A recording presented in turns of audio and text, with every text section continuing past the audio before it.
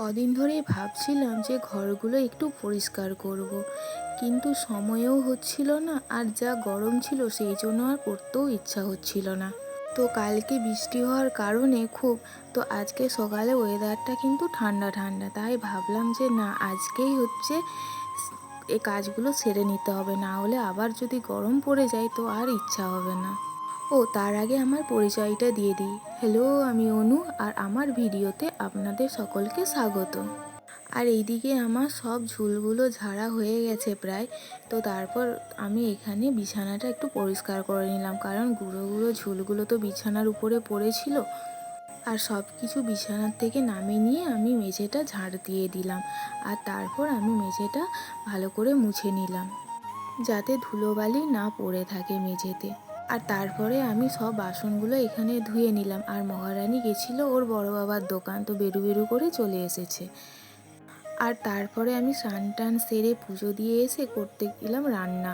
হ্যাঁ, মাছে খেয়েও নিয়েছি, কারণ টিফিন না করলে তো খিদে পাবে। আর আজকে আমি বানাচ্ছিলাম একটা স্পেশাল কিছু। প্রত্যেকবার মাছের ঝাল বা মাছের ঝোল খেতে আর ইচ্ছা হলো না, তাই ভাবলাম যে সর্ষে পোস্ত আর কাজু বাদাম দিয়ে দই দিয়ে মাছটা রান্না করি। আর এটা কিন্তু কাতলা মাছ নয়, কাতলা মাছ হলে নয় আমি নাম দিতাম দই কাতলা, কিন্তু এটা ছিল মিরিক মাছ, তাই আমি এর নাম দিলাম দই মিরিক। এইটা আমার নাম দেওয়া। কড়াইয়ের মধ্যে তেল দিয়ে আমি এখানে পেঁয়াজ আর আদা বাটাটা একটু ভেজে নিলাম, যাতে কাঁচা কাঁচা গন্ধ না করে। জানো তো, তরকারিতে কাঁচা কাঁচা কিছু গন্ধ করলে না খেতে ভালো লাগে না, আর সেই রকম টেস্টও আসে না। আর তারপরে আমি এর মধ্যে কাজু, পোস্ত আর অল্প সর্ষে বাটা দিয়ে দিলাম। দিয়ে তারপরে আমি এটা ভালো করে কষাতে লাগলাম।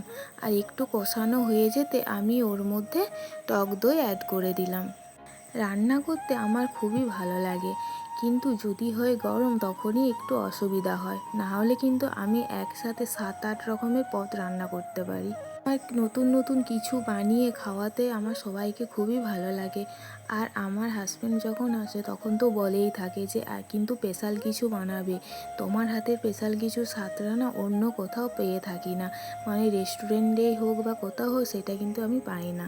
আর এই দিকে দেখো, সব কিছু ভালো করে কষানো হয়ে যেতে আমি মাছটা এখানে দিয়ে দিলাম। তো নামাবার আগে আমি দিয়ে দিলাম এখানে কাঁচা সর্ষের তেল। আর এই কথাগুলো যখন হাজব্যান্ড বলে না, হাজব্যান্ডের মুখে এই প্রশংসা পেতে কার না ভালো লাগে, সবারই ভালো লাগে বলো।